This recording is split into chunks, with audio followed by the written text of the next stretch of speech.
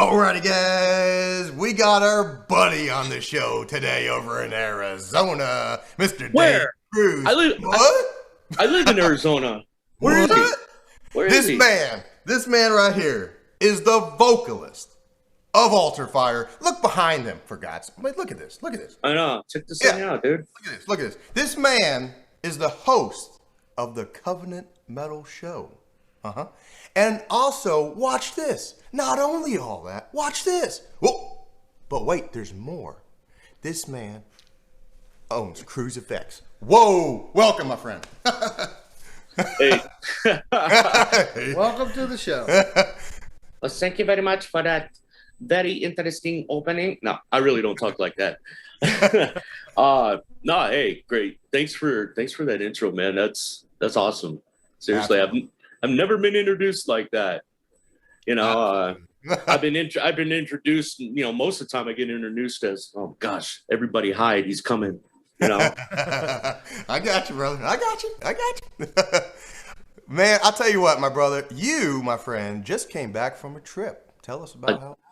I did, man. It was epic, man. My wife and I are really close best friends with Jonathan Johnson. I don't know if you guys know who he is, but he is in Deny the Fallen with Ray Parra, and everybody knows Ray Parra from Sacred Warrior. And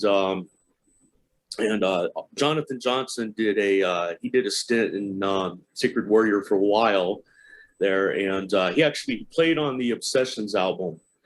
And so me and him got to be pretty close over the last few years. His wife, Amy, and my wife, Desiree. I didn't forget her name. I was trying not to burp, so, you know, all good. I got you. If I forget my wife's name, then I got a real serious problem. Correct. Right? But, yeah, so they got a place down in Mexico, and like 20 minutes outside of Cancun called Puerto Morelos. And they go down there and they live there for like 6 months out of the year, and then they come back home to Kentucky, where they're from. They live in Louisville, and anyway, they invited my wife and I to come down there and, you know, stay at their place and hang out, go to the beach, and have some real authentic Mexican food. So we did that. Man, it was pretty cool. We went to the beach there at Puerto Morelos, and the first day we went there, man, we were walking on this pier. We didn't get in the water then. We just went to check out the beach and all that. Dude, I have never seen such beautiful blue water. It was epic. There's pelicans flying around in the air. They're dive bombing head first into the water to get fish. It was pretty cool. I ain't seen that before, man. You know, because if somebody like me, you know, dive bombs head first into the water, I'm gonna rack my skull, dude. You know, so Game over. Game over. Finish him.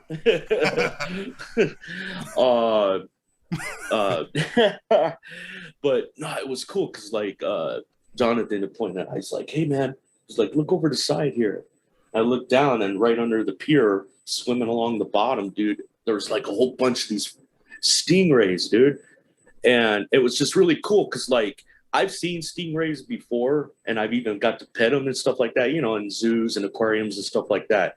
But in the aquariums, they cut the stingers off. In the ocean, nah.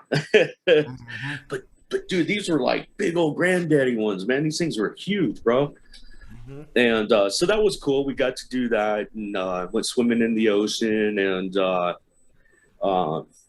it's great until, you know, you get like a wave splashes in your face and you get a mouthful of seawater, dude, and you're just sitting there like, you know, Not cool. like, oh, yep. But so yeah, we did that, and we got to go to all these different places and try different things to eat and whatnot. There was one place, man, we went twice, actually. Okay, twice. It took this finger out, and I didn't want it to look like I was flipping y'all off. So I just happened to notice that. I love clarity. Right on. This is PG, folks. Okay. No, but man, they had the best tacos I've ever had, bro. And it was like I had 3 tacos, dude, for like, gosh, it was like $4, bro. Something like that. It came out to like $1 a taco, and it was steak, you know. And dude, you can, you know, they bring it out. It's just, you know, it was the corn tortilla, and it was still soft where you could fold it up yourself, you know. Yep. And it had the steak and the cheese. And dude, you could put whatever you want on there. You want to put some onions on there, some salsa, cilantro, whatever you want, man. And so oh, dude, it was great. So I had 3, right? The first time we went, and I'm like, man, I'm still kind of a little bit hungry. They like, do you want to get more? And I'm like, yeah, sure. What the heck, you know? So I ordered like 2 more, bro. So I had like 5 tacos, and I told my wife, I said, now you know these tacos are good, because when have you ever seen me eat 5 tacos? You know, I'm like, oh, dude, it was crazy. But the one of the best things was last Thursday, we our friends they rented this cenote for the day, and I don't know if you guys know what cenotes are. No? Okay. All right. So picture a big, huge hole in the ground that goes like maybe 300-400 feet deep, right? And at the bottom of it, inside, it's full of water, fresh water. And what it is, it's these underground cave systems. Because, okay, I'm gonna get all nerd on you guys here for a second. All right. Yeah, nerdy, yeah. So anyway, yeah. Nah, it's cool, man. So, you know, okay, when the asteroid came 65 million years ago and killed the dinosaurs and all this and that, all right, we were by that area that, you know, it's called the Yucatan Peninsula, or Yucatan, however you want, Yucatan, however you want to pronounce it. Anyway, when the asteroid hit, man, it caused like these holes in the ground in different areas, right? And it caused like cave systems underground, and these caves are all interconnected with each other and stuff. And there's fresh water in there, and there was no fish, nothing like that. It was just the weirdest thing, dude. And the water's so clear and clean.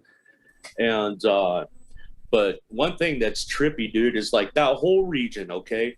Like you know, 1,000 to 1,500 years ago, maybe 2,000 years ago, the Mayans lived in those areas, and you know, they did a lot of human sacrifices. And one of the things they would do is they would take these people and they would literally throw them into the pits of water, the cenotes, and the people would just drown and sink down to the bottom. And that was their way of offering to the gods and all that. But I don't know if there was no dead people or not in the one that we was swimming in, but I did not want to find out. You know, like the one that we were in was just under 300 feet deep, but you couldn't see the bottom, so that was cool. And you got to wear a life vest, you know, and stuff. But they have an area up on top if you want, and if you got, you know, if you got, you know what, the size of basketballs, then if you want to jump in, you go right on ahead. And my wife was going to do it, and she kind of panicked and just wasn't able to do it. I get up there and I'm like, come on, Dave, you can do this. Dude, I was at the edge of the little cliff part on the outside of, you know, the hole there in the ground. And it was probably a good 15-20 foot drop before you hit the water. So I'm just looking at that, and see, I got a thing about heights too, man. I was trying to overcome that and talk myself into it, build myself up. Dude, you got to do this, man. You know, and Dave, you should just like run and jump and like totally cannonball right into the water, dude. And I was just like, nope. I was up there for maybe 2 or 3 minutes, and finally I'm like, nope, I'm a wuss. I can't do it. I got you. I got you. But it was great, man. And you know, we took some food with us, and you know, Jonathan, they had a barbecue grill there, and he cooked up some pork chops. Oh my gosh, bro, they were awesome. Sweet. And oh yeah. And we had the chips and the dip. It was like this green sauce queso stuff, and we're dipping the tortilla chips in there. And I'm one of those people, man. You put something like that in front of me, and I'm gonna eat the whole dang thing myself. Yep. I'm serious, bro. I hear you. I hear you. And of course, while we were there, we had margaritas and I had some pina coladas. Now, normally I'm not really like a big drinker. I'll drink once in a very blue moon, and I'll have one or two drinks. I got you. But I'm not really big on margaritas, honestly, because like I don't like lemonade. I'm not a huge fan of it. I'll drink it, but I'm not a huge fan of it. Mm-hmm. And same thing with the tequila, man. I don't like tequila whatsoever. But man, pina coladas, oh my gosh, man. Pineapple and coconut, you cannot go wrong. I got you. I got you. I got you, brother. Yeah, right on, dude. I got you, brother. But yeah, and to close this part, this story out here. I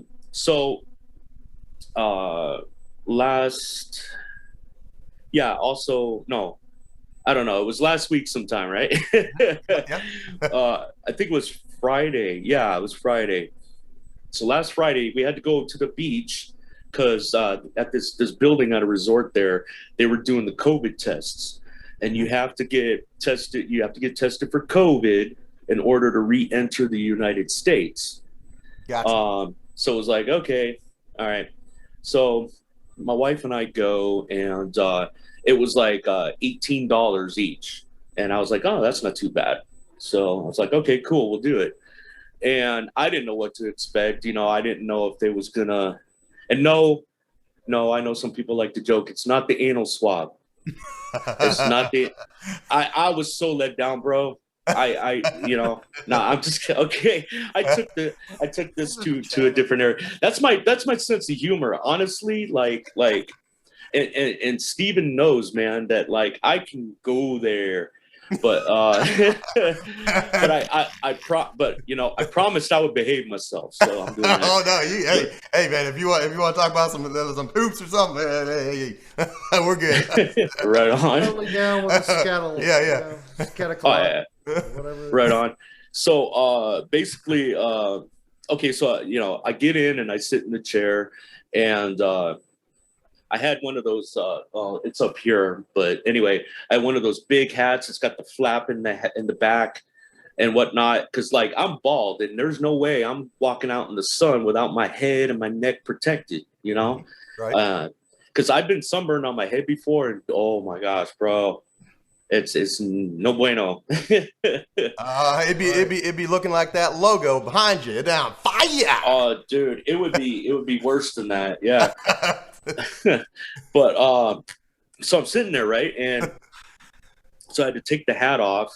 They made me take my glasses off for whatever reason, and yeah, right. So they're like, okay, sit there and tilt your head back. So I did, and they got this swab. And it's just, like a Q-tip on a long wooden stick kind of thing. Right. And they go up your nostrils. They went up one and then the other. Right. And I didn't know, I was a little, not scared, but like apprehensive, I guess you could say at first. Cause it was like, I didn't know how far up they were going to go. Cause like, I just, I got a couple of brain cells left and I really would like to keep them, Yeah. Amen. So they only went like halfway up the nostril, and then they did the other side. And then when they were done, for a split second, dude, you get that feeling in your nose like you're gonna sneeze big, right? Right. But that didn't happen. And I was like, oh, okay, cool. But what was cool, man, is like, yeah, that's cool. Yeah, I was what sorry, I got my Rona on you. No, I'm just kidding. I spilled some on you. No, but what I did was, sorry. Anyway, so I go outside. I'm one of those people. I got like a million thoughts coming into this noggin all at once, man. I hear it's you. like, it's almost like, I got somebody at a counter in here saying, take a number, I hear you.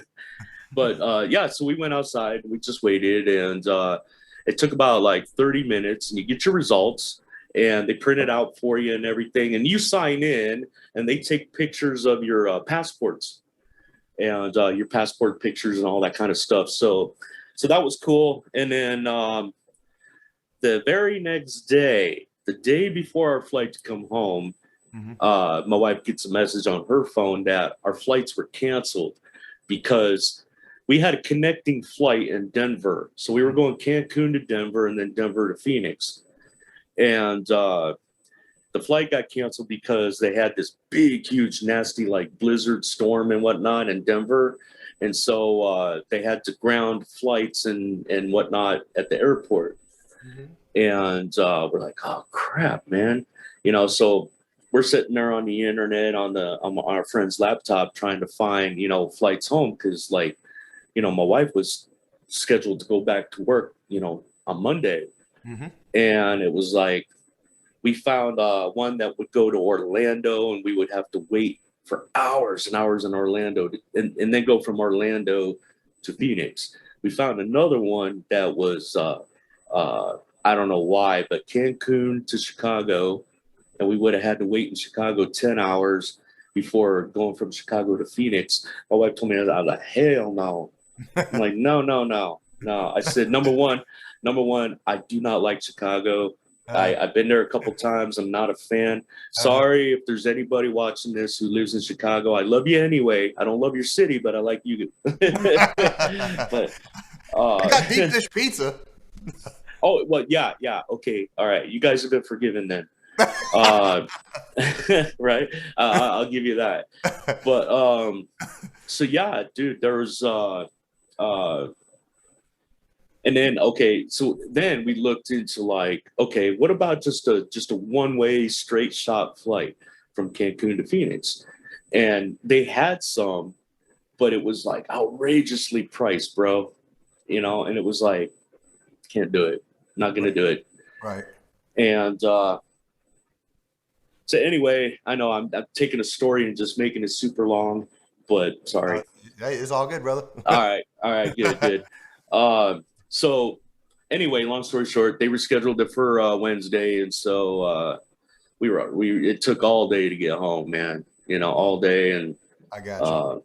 Yeah, but it was, you know, we had a lot of fun, but it's good to be home, man. And I got you. But I will say, you know, I was one of the typical people. I had this like preconceived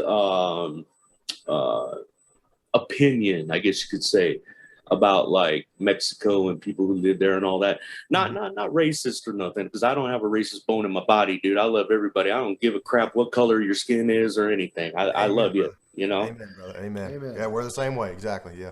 Absolutely, man. But and being in Mexico for a little over a week, man, and you know, Puerto Morelos, that area that we were in, it's like it's almost like a little small town, man. And there was it's just sad that there was garbage on the streets, and that was not something I was used to seeing. There were nasty smells here and there in the air from the garbage, and you know, after a couple of days, dude, you just don't even pay attention to that no more. But everybody's friendly, and doesn't matter how poor people some of them there might be, they're happy, dude. Right. I noticed that right away. Is like, you know, here in America, you know, we take a lot for granted, dude, because those people there, some of them, they don't have hot water, bro. They take showers in cold water. And some of them, some of them don't have beds, man. They tie hammocks up to the corners in a room in an old house, and they sleep in a hammock. Right. But they're very family oriented, dude. Like a whole family will live in one house together, and they all take care of each other, man. Yeah. And I'm seeing like young kids walking their grandma or their grandpa down the street, holding their hand, helping them go grocery shopping and things like that. And I'm like, that is awesome. I had tons of mad respect for that. Right. And you know, and it was, some things were pointed out to me, like our friends, we took cabs everywhere, and then we took these little, oh gosh, what is it?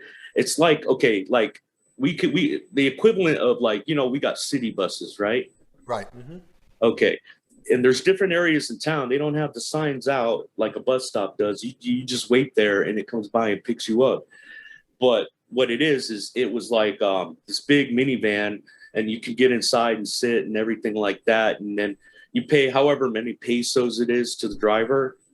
But they're called colectivos, is what they call these vans.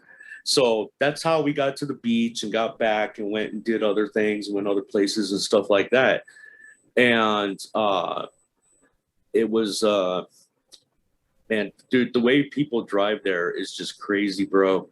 There's pretty much like no traffic laws. We saw one accident, and one of the people, they just left. They just left, you know. And it's like, wow, if that happened in the States, man, it'd be a whole different income. Game over. Yeah, exactly, man. Yeah. But yeah, it was just, and it's crazy. Seriously, I kid you not, dude. Like, they'll take right turns, like super sharp, and you got a narrow street. You got cars parked on both sides of the street, going through neighborhoods and things like that. So you know that the road is narrow enough.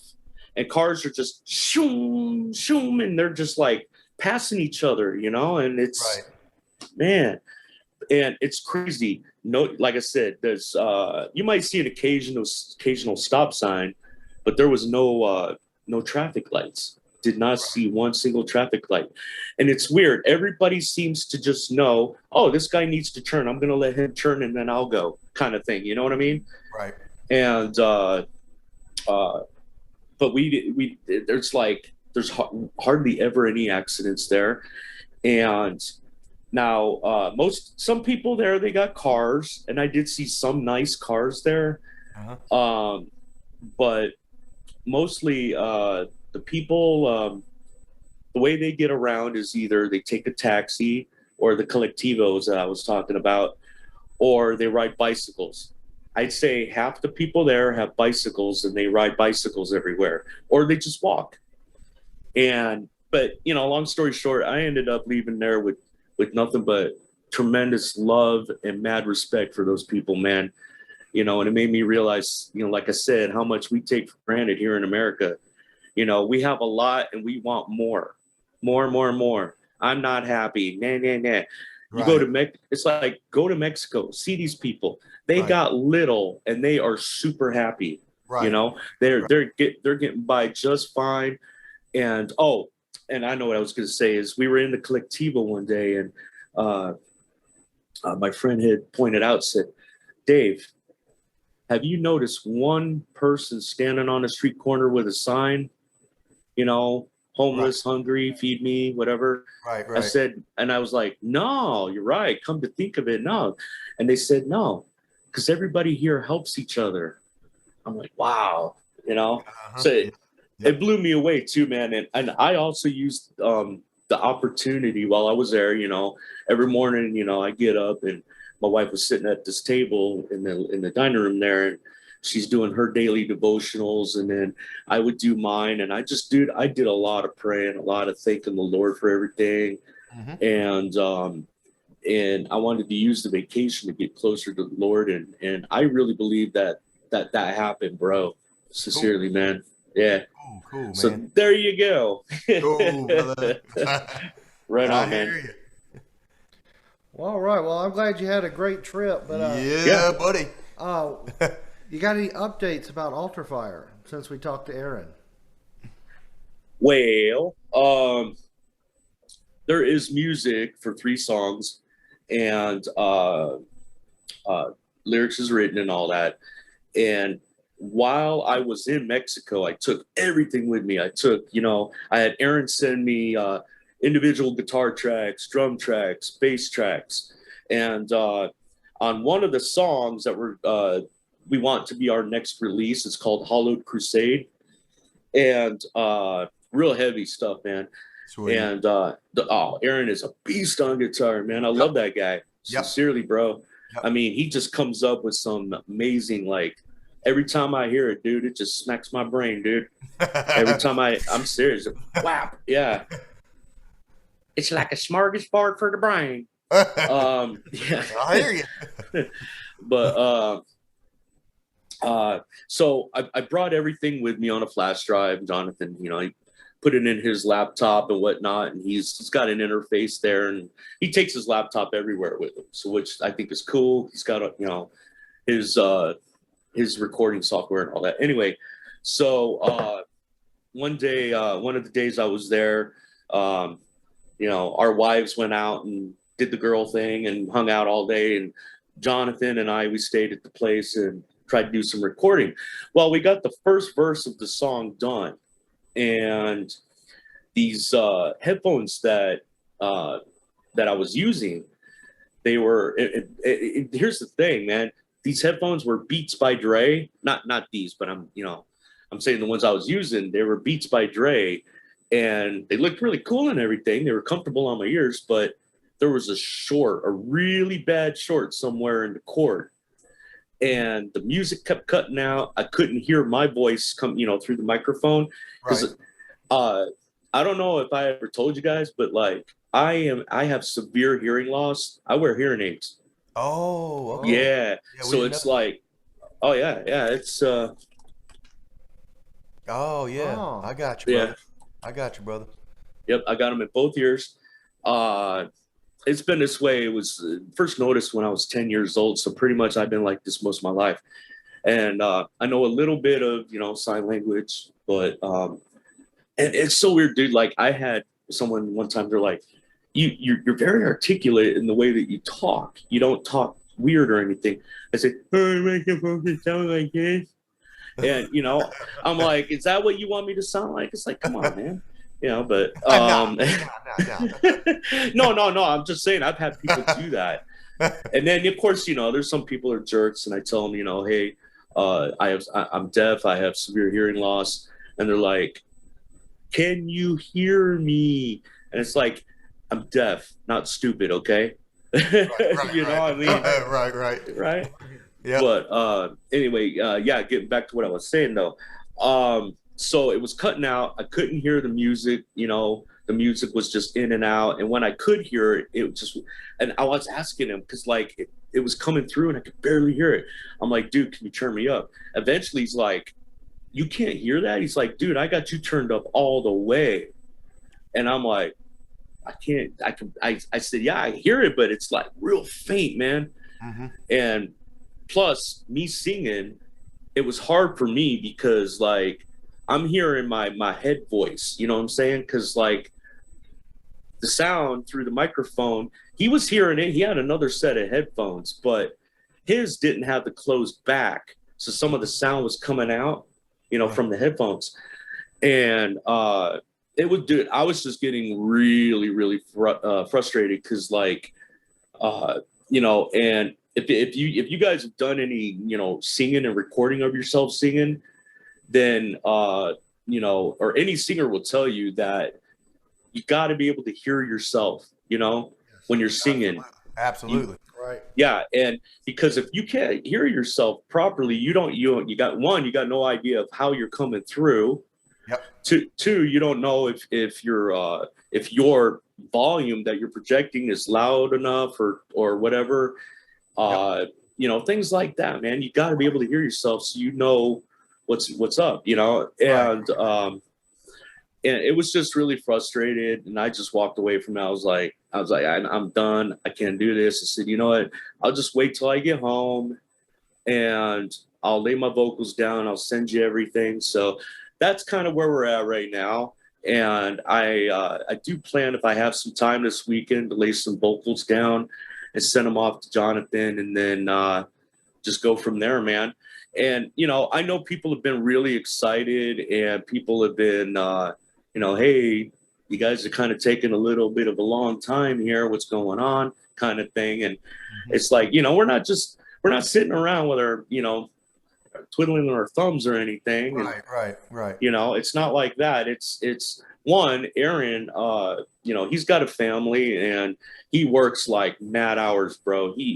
He'll and God bless him, dude, because there's been days where he'll work like 12 hours, right?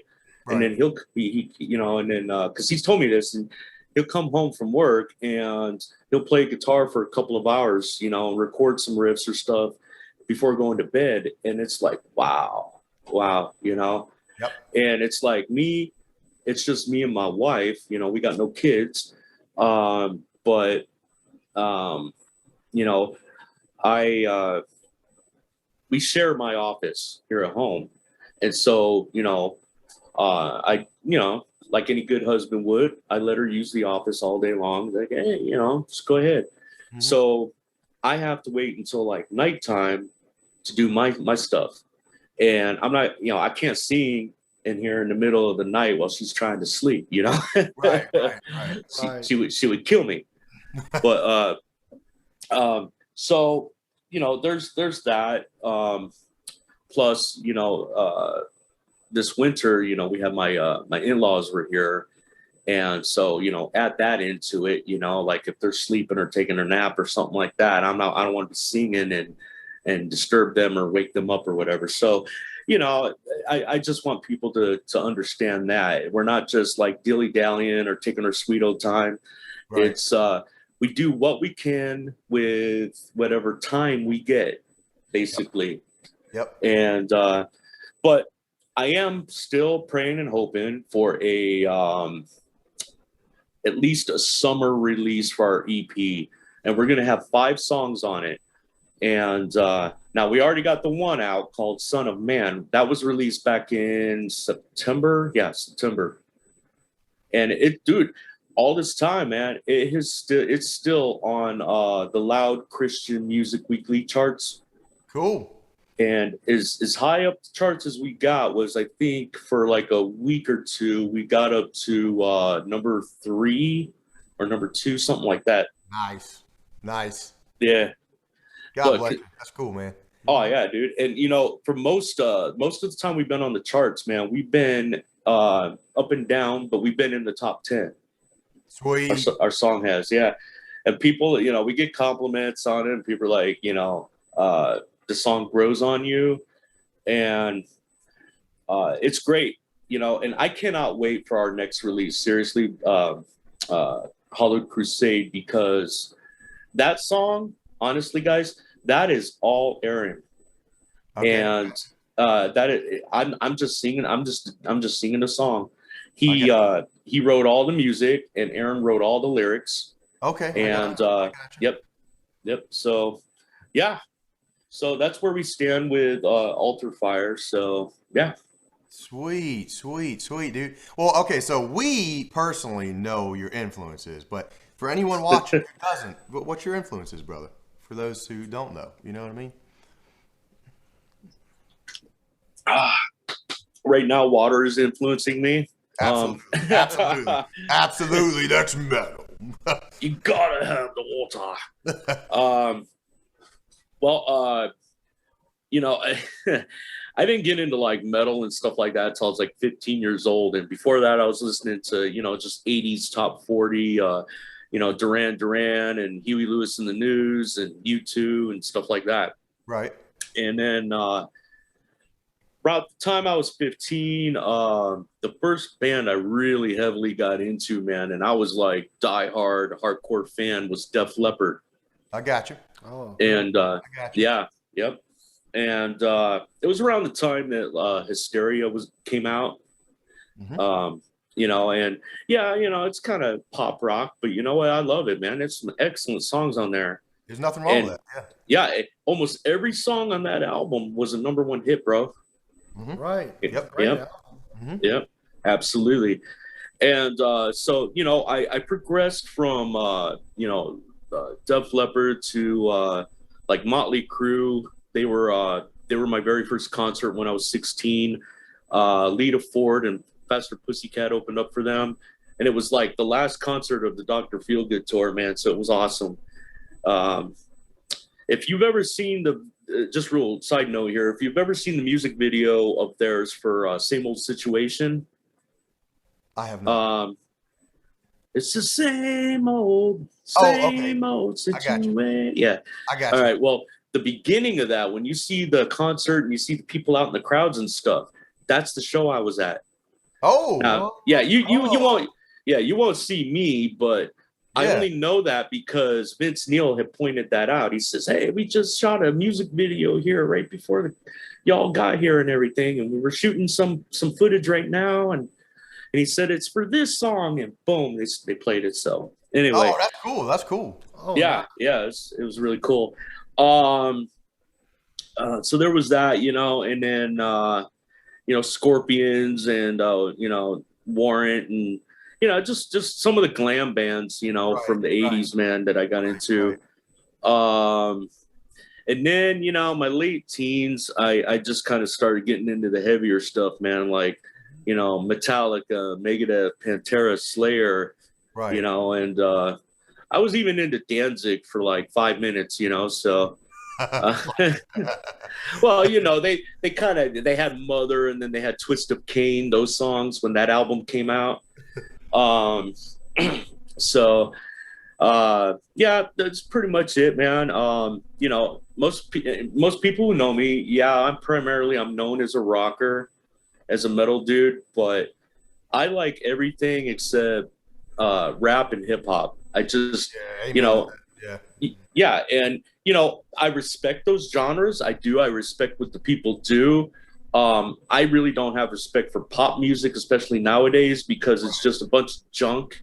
Right. And the content, it's like, seriously, you have a hit song where your lyrics are, oh baby, yeah, baby. I mean, wow. Burn the midnight oil right in that, didn't you? What about the Grammys this year? Oh my gosh, man.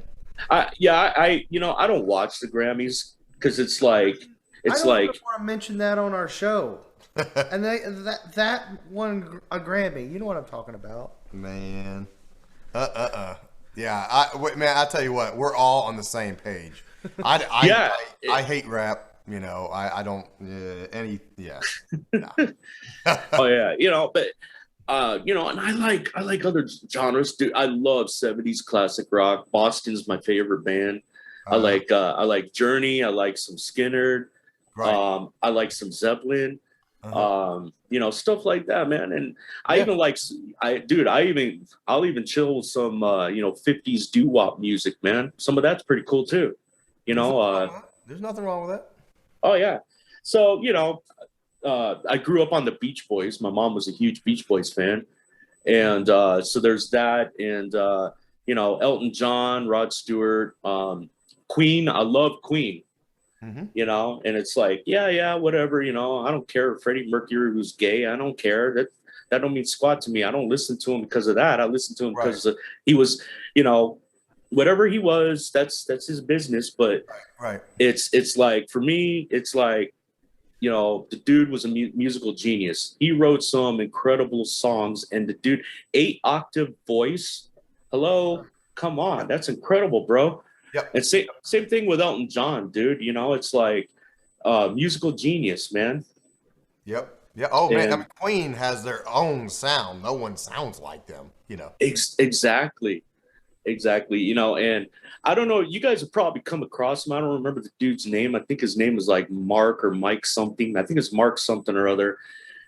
This guy, he's kind of gotten big on YouTube and stuff because he covers Queen songs. And the guy's got a phenomenal voice, and he sounds just like Freddie Mercury, dude. Dang. Wow. Yeah, really good. Sweet. Well, dude. Yeah. My buddy, you got an Iron Maiden shirt on. What's your favorite Iron Maiden song? Dude, this one, The Trooper. Heck yeah. The Trooper, dude. Oh yeah. Heck yeah. Oh, dude, and my all-time favorite Iron Maiden song, The Trooper. I mean, oh yeah. But I've only ever seen him once. It was in 2017. The company my wife works for, the vice president, he knew I was a metalhead, and he just asked us one day. He's like, "Hey, I'll give you guys some concert tickets. You got two choices. You can either go see Pink Floyd, Roger Waters, that was it. Roger Waters was coming. You can either go see him or you can go see Iron Maiden." And I was like, "Oh, dude, I'm like, I was torn. I'm like, well, I would love to see Roger Waters because, you know, I like Pink Floyd. And, you know, and I seen video footage on YouTube of Roger Waters concerts, and he's got the laser show going and stuff. And I'm like, oh, that'd be pretty cool. But, so yeah, you know, we decided on Iron Maiden, and it was really cool, man. My wife's first like real metal concert, you know. She's gone to see, you know, local bands and Christian, you know, metal bands and festivals and stuff like that with me before. But this was like concert, and Ghost opened up for them, and dude, they royally suck, bro. And yeah, and dude, check this out. I don't like I actually, dude, during their set, I fell asleep, bro. They were boring me, man. I fell asleep. Seriously. Their songs are just straight up Satan stuff too. Did you notice that? Oh yeah, yeah. Weird. I mean, just straight up like hymns to Satan. And like, what? Yeah, it's weird. Yeah. Yeah, it's, you know, it's weird. You know, like I don't know why anybody would call them metal. You know, I honestly, the only music of theirs I ever heard was when I heard them in concert. Yeah, that was it. Right. And I couldn't wait. I could not wait for them to get done and get off the flipping stage, man. Yep. And oh my gosh, yeah, because you know, sure there were some Ghost fans there, but you know, everybody's there to see Maiden, you know. So right. But it was awesome, and my wife had never heard any Iron Maiden music before, and she actually liked some of it, and she was really impressed with the stage show. You know, this was for Book of Souls. Right. That for that tour. Right. And you know, and they had the big Eddie. Obviously, it was a person in costume on the stilts, but he was like really tall, and he had to fight one of the dudes on the stage, and he reaches up and pulls Eddie's heart out, kind of thing. And so it was cool. And they had the airplane that kind of came out for Aces High. Good song. Yep. Oh yeah. So they had that, and but yeah, dude, it was incredible. It was awesome, man. And nice. Yeah, and that was that was an epic concert. But yeah, you know, but even, you know, back in the day, I just never got huge into Iron Maiden. I mean, I like them. They got a lot of songs that I do like, but I wasn't like, you know, oh man, I got to go see them every time they come to town. It wasn't, you know, I wasn't that big of a fan. Right. But yeah. Sweet, dude. Sweet. So, okay, dude. All right. So we had asked Stuart Perry of Sellsword, who's his favorite of the big four? Who's your favorite of the big four? Oh, dude. You know what I mean, Joe? Wow. Oh my goodness gracious, bro. I love, well, okay. All right. I do like Anthrax, but I never got huge into them. Okay. I didn't really get into that. You know, I didn't really like start liking them until, cause like I said, man, I came into metal in my late teens. And by that time, Anthrax had put out the album Persistence of Time. Yeah. And I really got into that. And I had heard of Anthrax before that. Like when I was in high school, my best friend had me listen to a few songs, and he had like I'm the Man, and I didn't like it. Now I like it. I think it's a funny song, you know. And you know, Indians, that was another funny one. Caught in a Mosh, you know, and dude, and honestly, I love the song that they did with Public Enemy, Bring the Noise. Yeah. Dude, I think it's a bad jam, dude. Bring the Noise. Absolutely, man. Whatever floats your boat, my friend. Yeah. Well, you know, it's like, okay, I know I said I don't like rap, but dude, rap metal. Oh, dude, man, come on. I love rap metal, man. If it's done well, oh yeah. But you know, that's why. Yeah. Have you ever heard? Side note: have you ever heard of the band Body Count? Yeah, Mr. Ice-T. Mr. Ice-T. Yeah. Right. Now, that's some pretty good stuff, man. I like when his band first came out, and there was all that controversy with the song "Cop Killer," and I get where he was coming from on that one. But anyway, you see, I told you, man, my all these thoughts in my brain everywhere. But they did a good Raining Blood cover, though. They did a what? They did a good Raining Blood cover. Body. Oh my gosh! Right. Oh, dude. They did a good job. When I first heard that, man, I was like, I hit my fist on my desk and I'm like, yeah, boy. Dude, yes, they brought it, bro. They took a killer song and they made that like go cry home to your mama heavy. You know what I'm saying? But I'm sorry, man. I just had to say that. Yeah. Oh no, that's no, you're good, bro. Hey, we're hanging, man. You and I have been buds for a while, and and Jacy, he's a good dude too, man. So we're just hanging. Big Four. Who would you say? Yeah, Big Four. Oh man, dude. It's hard to just put it down to one, bro. Right. I honestly, I gotta say, you're wearing their shirt, bro. Okay, Metallica it is. Yep, Metallica. That's mine too. Yep. I agree with that. Yep. I would put them, and if I had to go in order, okay, number 1 to 4, right. Metallica, Megadeth, Slayer, Anthrax. That's mine too. That's mine. Really? That's mine. Wow. Yeah, that's mine too. Yep, exactly. Right on, brother. Yep. Exactly, man. All right, so Metallica songs. What's your favorites, man? For me, my all-time favorite is Master of Puppets. Oh, okay. Yes. Yeah. Just not necessarily like lyrical content, but it's just the composition of the song, the structuring of it, and just that where it just goes super heavy, and then you got the slow part, and then it builds back up, Master. It's just there's that. Let's see, from Kill 'Em All, and I know it's not Metallica's song, they covered it, but Am I Evil? Gotcha. And then from Ride the Lightning, I would have to say for me that one is For Whom the Bell Tolls. Good one. That one, and I would say Trapped Under Ice or ties for me.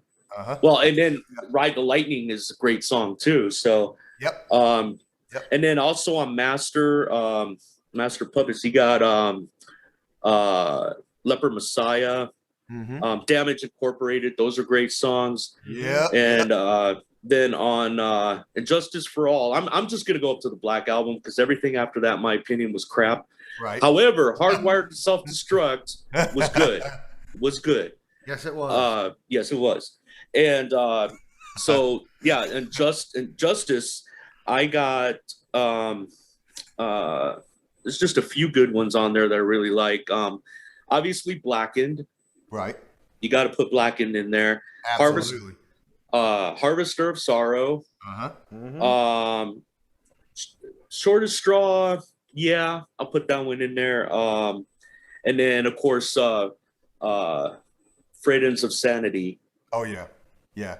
So then obviously, actually, what I would put right behind Blackened, bro, is One. Oh, I was wondering when he was going to say that. Yeah. I'm like, oh my gosh. I was like, I'm like, how say One? Yeah, I'm like, how could I forget One, right? Yeah. Like, oh man, that was the song that turned me on to Metallica. Actually, was One. Yep. And then of course, Black Album. For me, my favorite song on that album, dude, is Through the Never. I got you. The God That Failed is also a good one. My Friend in Misery. I like A Wolf of Man. That's a good one too. And see, like, I like the ones that everybody else knows, like Enter Sandman. It's just been too overplayed. Right. Of all their like hits from that album, I guess you could say the one I like the most is Sad But True. I got you. Just I got you. Oh yeah. Cool, man. Cool. I like Unforgiven, actually. You know. Yeah. Yes, very good one. Nothing Else Matters. I just don't care too much for that one. But yeah, The Unforgiven, bro. Oh my gosh, wow. Yeah. Struggle Within is a good one too. I got you. Okay. I got you. Mm-hmm. So here's the really important question. What's your favorite Lulu song? You know, honestly, I've never heard that album because I heard it sucked so bad. So I'm like, I'm not even gonna. No. Exactly. Yeah. That is literally the worst album I've ever heard in my entire life. Where did you hear it suck? Wow. Who told you that? Everybody. Exactly. They're so smart. Yeah, that is so. It's out of tune, man. Like on purpose. It's weird. Dude, like you could say the same thing about Saint Anger, man. What's up with Lars's snare drum, dude? Exactly. Seriously. Yeah, he's like beating a trash can. Yeah. With an old tire. Beating a trash can. Yeah. It's so bad. Yep. I hear you. It's crazy. I'm just glad that they redeemed themselves with Hardwired. Oh my gosh. They put out a decent album after all of that. Yes. 30 years we waited. Yeah, I know, right? It's crazy, bro. 30 years we waited almost. Yeah. Because, Death Magnetic, okay, musically it was all right. But I don't know, man. Just James's vocals just weren't on point on that one for me, man. Death Magnetic did not grab me whatsoever, man.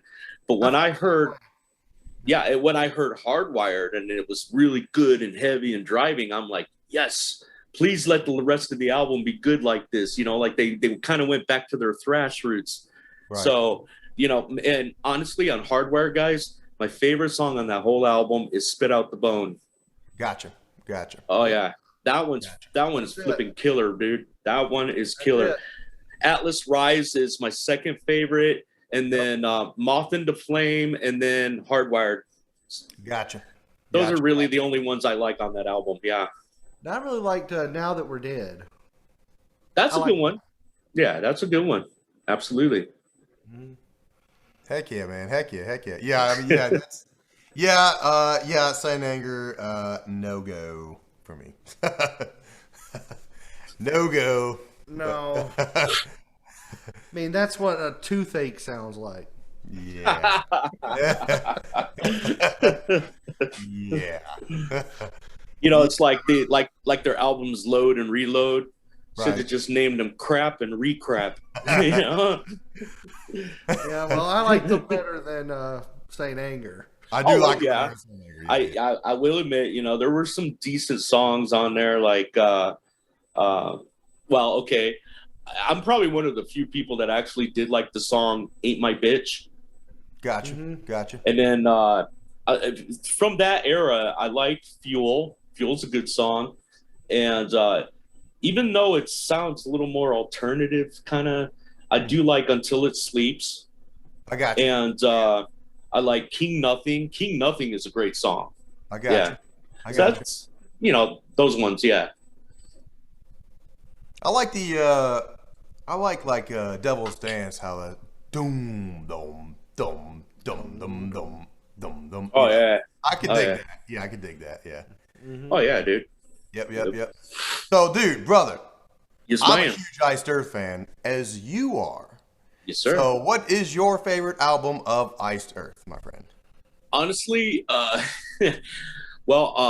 gosh, obviously Matt Barlow, he was the man.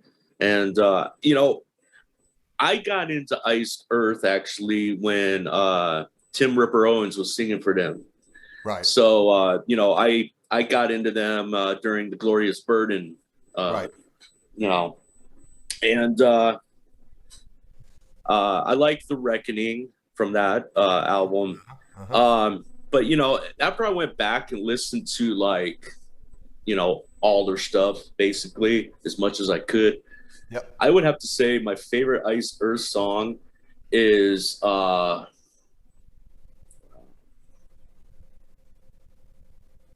Melancholy. That's a great one, dude. Yeah. Great one. Mm-hmm. Classic. Yep. And I know you had actually posted up Black Flag. That one's one of my favorites. Oh, yeah. Yeah. I love that one. I love it. That's like the newer stuff. Yeah. Yeah, yeah. And I love the stuff they did with Stu Block. And I did get to see Iced Earth only once. I saw them on the Dystopia tour in 2012, and bro, they sound amazing live. I'm serious, bro. It was like CD quality live, when they were live. And my favorite song off of that album, bro, is Anthem. Great one. That's just one of those songs, dude. You could just totally sing along with that. I mean, it's But if I had to,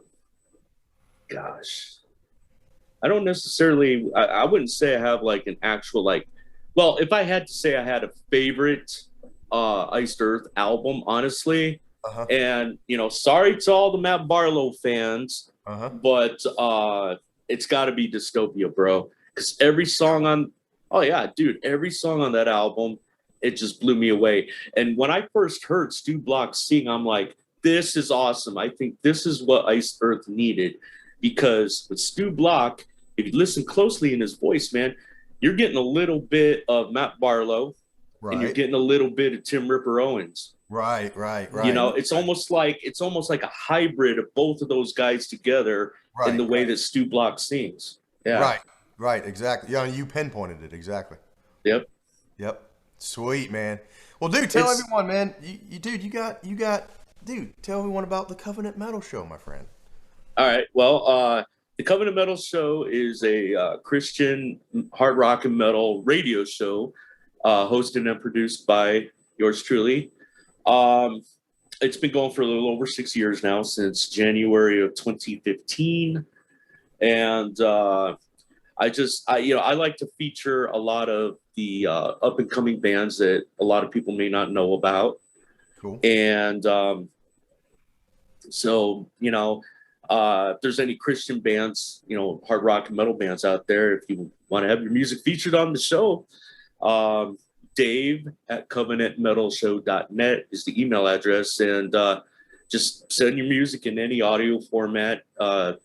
Most people do WAV and MP3, so that works.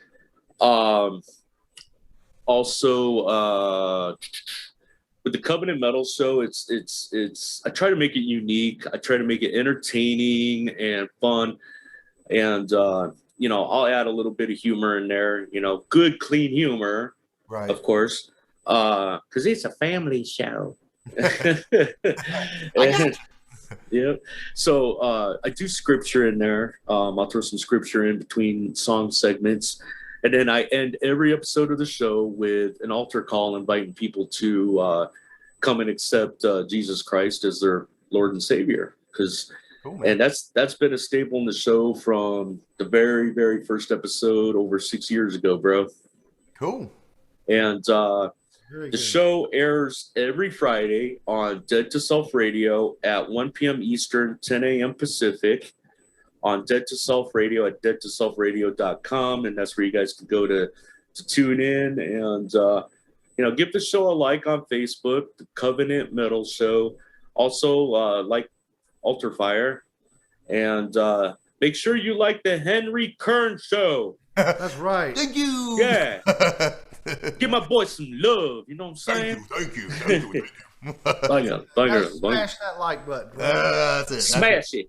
Punch it. Kick that thing in the teeth, man. Right in the teeth. I hear you. I appreciate you, my brother. Oh, and absolutely, And dude, man, you also got Kruse Effects going. I mean, for those who don't know out there, this man right here does all our designs. And for the show. For this show. I did it all myself, yeah. you did awesome. I did.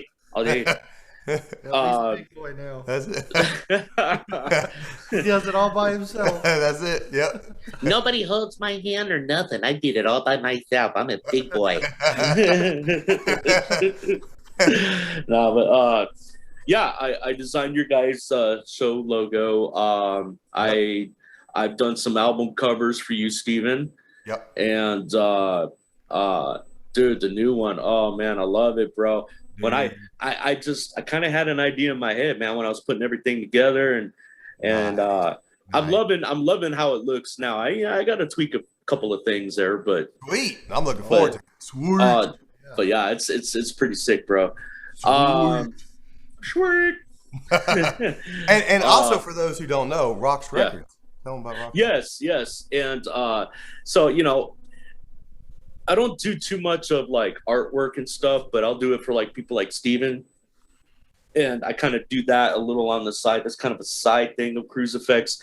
Primarily what I do with Kruse Effects is I do lyric videos for bands and record labels. And I have like well over 100 under my belt. I've been doing it for 3.5, going on 4 years, something like that now.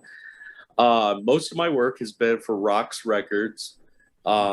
I've done, you know, I did videos for Deliverance. Wow. Yeah, I can't really throw names out, honestly, because like most of them is like, you know, most people won't know who they are unless they're like heavy into Christian metal, like, you know, like we all are. But I've done some for some really good, you know, I've done a few secular ones too. And usually, you know, I'll check the lyrics out. If the lyrics are just flat out like, you know, just, yeah, then I'll turn it down and be like, nah.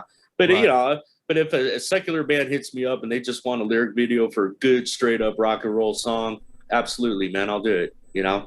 Yep. So my email for that is Dave@Kruse, my last name, KRUSE, FX, the letter FX.com. And you can just hit me up there. If you know, my prices are reasonable. Steven can tell you. Absolutely. And, you know, and the turnaround is pretty good, you know, for artwork, you know, a day or two, and then lyric videos 2 to 3 days. It just depends on the content and what the customer is looking for. Kruse Effects Video Productions is on Facebook, so you can find us there and give me a like and all that. You know, it's funny. It's like Kruse Effects is one person, but you say us, like we're a big company. You know. I hear you. I'm a one-man gig. Well, I like it. You did a good job, my sir. Yeah, you do a real good job. Oh, Dad, where's my shiny gold star? I want to wear one star right here. You do great work, brother. Thank you. I appreciate that, man, sincerely. And you know, and Steven is a great guitar player. If you guys have never heard him play, thank you, man. Yeah, you got an EP out. Thank you, man. What was that called? I forgot. Oh my goodness. Majestic Kingdom. That's okay. Oh yeah. Majestic Kingdom. It's all good. It's all good, brother. It's all good, man. I designed the album cover for you, and I couldn't even remember the name of it. No, it's all good, brother. Poor Shane. Yeah. So yeah, that's pretty much it. You know, got Covenant Metal Show going on, Ultrafire and Kruse Effects, and the only thing I really got going at this moment, you know, because I just got back from vacation and whatnot, is you know, sometime this weekend I'll try to get an episode of the Covenant Metal Show put together for next week. Gotcha. So, yep. Sweet, dude. Sweet. Well, all right. Well, it's been a joy to have you on today. Yes, my brother. It's been a joy to be here and hang out with you guys, man. I appreciate y'all having me on. Oh, you better believe. I mean, truly, thank you, my friend. You're a good man. You really are. And you got so much going on with all your stuff. I mean, thank you for joining us, brother. I appreciate it, man. Absolutely. It's my pleasure, man. And God bless you guys, sincerely. Yeah, thank you for everything you've helped us with. Yes, and continue to. Yeah. You got it. Oh, awesome, brother. Have a good one, my friend. Thank you, my brother. All right, you too, man. The Henry-Kern Show would like to thank our friends. Kruse Effects. Slip Check Records. Pick World Guitar Picks. And of course, Nebulous Music Studios in Royston, Georgia.